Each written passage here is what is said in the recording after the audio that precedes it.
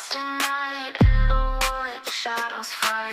Arms take gold, can't take flight. Power's gone, nothing's right. Cauldron cold, no more fire. Potions fail, dreams expire. Spirits whisper, call me liar. In the dark, lost desire. Purchase cry, echo loud. Through the fog, through the shroud. Mystic force, once so proud, now just whispers in the crowd.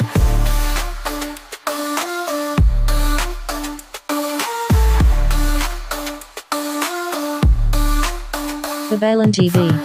Hello Virgo, welcome po sa inyong reading. So this is for your weekly reading March 1st to March the 7th.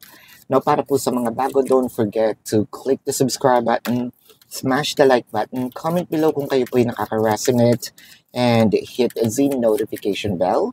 Kung gusto niyo pong sumali sa ating live sessions, dun po yan sa ating kabilang channel, that is Babaylan TV. No, yan po ang ating unang channel catered for our international audience. So kung gusto niyo pong sumaling sa live sessions, you're very much welcome. Napaka friendly po ng community, no? Wag po kayong matakot. So gusto ko lang pong ipaalala na ito po ay general reading. You may resonate with the entire reading or baka bits and pieces lang. Take what's only yours, no? Virgo, parang meron tayong inaantay na isang celebration. Chances are ito ay panganganak, pagbibigay buhay, no? It doesn't always have to be pagsisilang ng sanggol.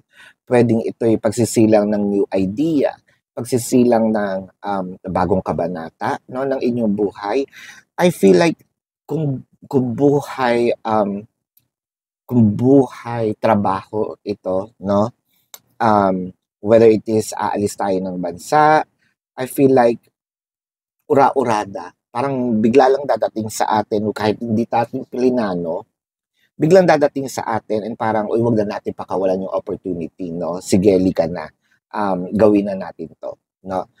Kung ito'y pag-graduate naman, I feel like medyo mahihirapan tayo at first. Wag lang tayo susuko, no? Kasi nakakakita ko dito na parang ang ganda ng flow, agad-agad, and then may pagsubok, no? Pero nandun naman yung harvest. Kung buhay opisina ito, still trabaho, no? I feel like medyo ibang istorya dahil nakakakita ko ng friendly sa'yo lahat. However, may mangilan-ngilan, no, na yung nagpapanggap na friend mo or nagpapanggap na gusto makipag-close sa'yo, I feel like merong inggit with the 5 of Wands, no? Either may kinakalat na mga balita or chismis, ganun din sa buhay kapitbahay. I think meron kang isang kapitbahay, no, ginakalat na ikaw ay buntis or buntis itong nagkakalat, no? Nako, buntis pa man din, no? Wag gabaan ito kung ito'y buntis na nga chismosa pa. Now, with the so parang ang sinasabi nito is meron kang kabit, no? Or naglalandi tayo, no? Meron pang mga nakita kita, ayan, or nakita ko siya kahit hindi naman ito totoo. Chances are napag-usapan ito sa isang inuman that I'm not sure kung umiinom ito, no? Hindi naman sana dahil buntis nga. Napag-usapan lamang. Pero still, sa kanya nanggaling. Kung ito naman ay buhay pag-ibig, no? I feel like gusto mong meron tayong pinipilit. Either iparating dito sa ating mahal na pwede bang i-upgrade na natin itong romance natin, no? Siguro from no label, no? Maging official na tayo. From being official, no? Siguro magkaroon na tayo ng cohabitation, proposal marriage, no? Lumipat na tayo ng bahay, mag-anak na tayo or dagdagan yung anak. The Wheel of the Year, napakaganda kasi ng mga pasok. However, yun nga, kapag daw puno hitik ang puno, no? Pilit itong binabato no? With the Lady and the Lord and the Ace of Athens. So, ang nakikita natin dito, chances are, merong mga, I think na-meet mo na, no? Kung buhay pag-ibig ito, na-meet mo na yung taong para sa'yo. And this is what we called twin flames. With the Knight of Athens, yun nga parang minamadali mo. Siguro kasi deep inside your heart na nakikita mo na yung yung push, nakikita mo yung mga signs. So bakit pa natin papatagalin? So I think na itong pagpilit na ito, no? I think na magkakaroon ito ng implications. Magkakaroon lang ng konting challenges. Pero dito muna tayo with the Five of Pentacles. So, the challenge here is baka maipilit natin sa isang tao na hindi pa sila ready, no? So, hindi pa ready yung tao, maipipilit mo, magkakaroon lang ng commotion. Dapat may consensus, no?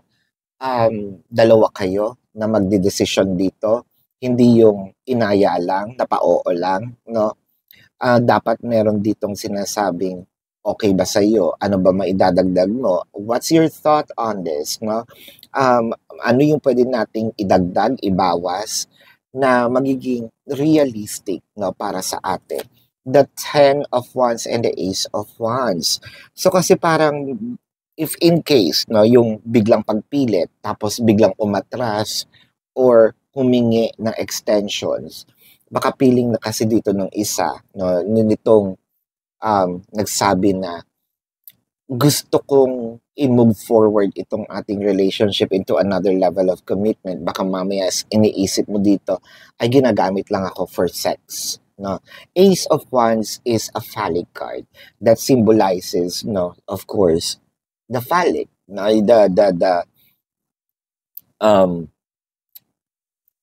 yung private part ng lalaki, no? So kaya baka iniisip mo dito, no, meron lang akong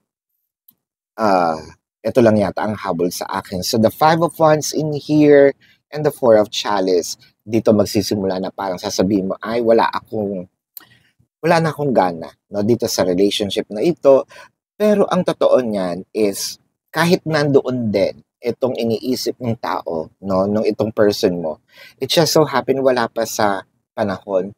Kumbaga, pumitas tayo ng isang bunga ng wala sa kanyang peak season, no? Or kumbaga hilaw, no? So maasim-asim pa with the Five of Chalice and the King of Wands. So, of course, may regret din if in case na itong tao umuo lang at hindi nagsalita. So nakikita ko naman dito with the Harvest, parehas naman ang goal, no? Parehas kayo ng iniisip, parehas kayo ng gustong marating. It just so happen na medyo nabilisan, na weirduhan itong taong ito kasi anong meron sa pagmamadali. With the Harvest in here and the 10 of Athens, baka kasi instead na mapunta, no, ito sa ating hinihingi or mapunta ito sa ating dream na matupad, baka mangyari ay naging self-sabotage pa ito, which is isa tayo or tayo mismo ang parang nag-damage, no? Niyugyug natin na alog, no? So parang kumbaga sa pagluluto, meron diyang tinatawag na may mga putahe na hindi mo pwedeng haluin pero nahalo mo na. And parang yun, masisira itong lasa, di ba? With the 10 of Wands, with the Queen of Wands in here, and the 7 of Athens. I think siguro ito yung sinasabi kung magsasalita man tayo or hihingi tayo ng pabor or hihingi natin itong pag-elevate, no, ng ating relationship. Siguro mas anuhin natin ito, dahan-dahanin. Huwag natin bibiglain, baka magdugo, no? Baka mabigla, no? Mabigla sila at instead mapapunta doon sa goal, bigla silang mapaatras, no? Ayan. So, tingnan natin dito, no, ang iba pang cards or tingnan natin ang zodiac signs. Pero bago yan, gusto ko lang pong ipaalala na dun po sa kabilang channel, nagla-live po tayo. Huwag pong matakot na sumali doon, no. friendly naman po yung mga tao. Pero kung hindi nyo naaabutan itong live sessions, pwede naman kayo magtanong dito as long as the question po is answerable by yes or no. Pero kung hindi po kayo papatulugin lang ng yes or no na sagot, dumiretso na po kayo doon sa ating website. Sa description box po ng video na ito, nandun po yung link ng aking website.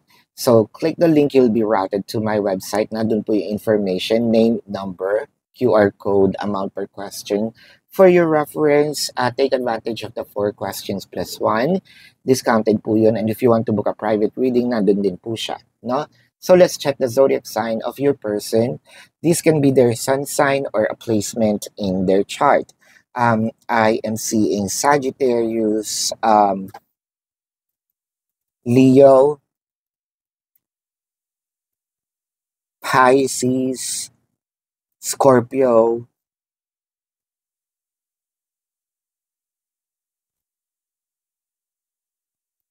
Cancer,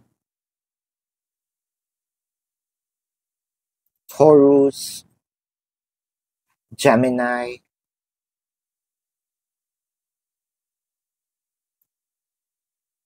ayan, so this is your reading. Love and light to you. Namaste. See you po sa susunod na readings.